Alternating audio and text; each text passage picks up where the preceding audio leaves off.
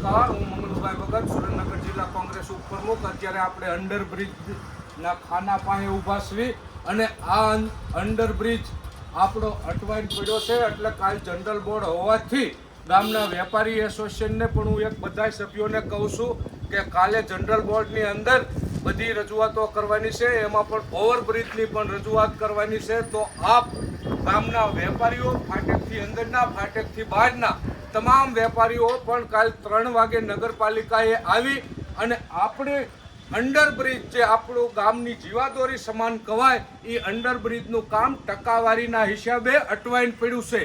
અમારી ગ્રાન્ટ જે વાપરવાની હતી વપરાઈ ગઈ છે અને જે નગરપાલિકાની જે ટકાવારી 4%, 100% એમના હિસાબે આ ગામનો વિકાસ ઊંડાઈ રહ્યો છે. એટલે મારે કહેવાનું એ છે કે આ નગરજનો કાલ 30 તારીખે જનરલ બોર્ડ હોવાથી આપણા ગામના તમામ વેપારીને હું એક ભાવભર્યું આમંત્રણ આપું છું. સૌ સાથે મળી અને શાંતિપૂર્ણ આપણે રજૂઆત કરીએ. અમારા અંડરબ્રિજનું તાત્કાલિક કામ ચાલુ કરી અને હવે 70% રોકું કામ થઈ ગયું છે તો પૂર્ણ કરવા આ નગરપાલિકાને બધા 25 સભ્યોને આપણે કહેવી અને જો આપણી ઉપર થોડી જાજી એમને રહેમ નજર રાખી અને ગામનું જો સારું ઈચ્છતા હોય તો આપણો અંડરબ્રિજ ચાલુ કામ કરાવી અને તાત્કાલિક પૂર્ણ કરે એવી આશા રાખવી છે. મેં ગામના નગરજનો અને વેપારીને કાલ 3 વાગે આમંત્રણ આપું છું.